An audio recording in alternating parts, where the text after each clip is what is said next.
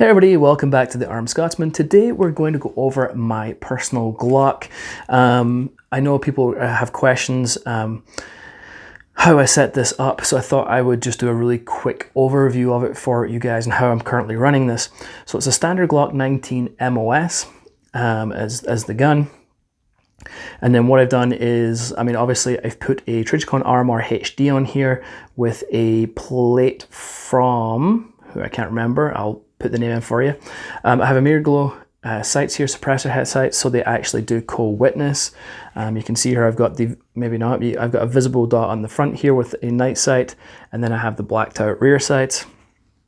And then you'll notice that I do have a Radian Afternburner in here. I kind of went back and forth on these afterburners, and I'm going to do a separate review from this. At the $380 price point, it's pretty dang steep. I didn't pay that for mine. I managed to find them a blem from Radian's website, and I had a promo code, and I picked mine up for $280. At that price, 100% recommend. Very cool.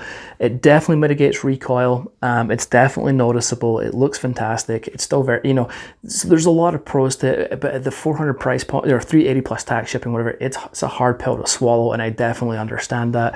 Not sure I would recommend it at that price point, but as in general, I definitely recommend it. It's a very cool piece of kit. All right, moving down, I do have a Surefire X300V Vampire, because this is, I do run night vision, and so this has white light, IR, and off.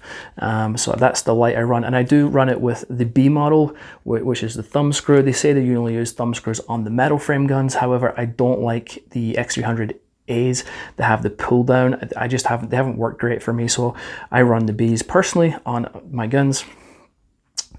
I did upgrade the slide release to the Vickers Tactical, so it does stick out just a little bit more, so it just makes it a little bit easier to manipulate and grab or push them up and to activate them if I'm locked back. To let that go. So I just found it a little easier, simple upgrade.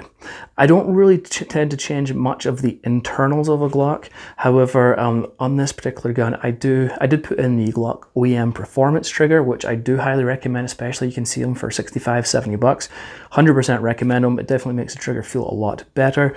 On top of that, what I did was I put in a Johnny Glock Vex trigger shoe right here, which changes the take up dramatically, and the overall trigger feels, in my opinion, so much better with that combination of the internals from Glock and that trigger shoe from Johnny Glock. I'll just show you here. Still have your triggers. So this is actually an aluminum trigger. You still have your safety blade in the center. You'll see here just a tiny bit of take up. Got a break, and then the let out just a little bit. Tactile. So you can see that it definitely takes a lot of that travel up and things that a normal Glock trigger will give you. So I'm very happy with that combination, and it still gives me about a 4.5 to 5 pound pull weight, which for me is still great. If I'm carrying this gun, I don't want anything lighter personally. And then I think that was it. I may have upgraded, I can't remember. I may have upgraded the mag release, because normally the standard ones are kind of sharp from Glock, and this might be the Vickers Tactical, if I remember correctly. I don't quite remember, but the Vickers, if it is, it's the Vickers Tactical mag release right there. But overall, that's how I have my Glock set up.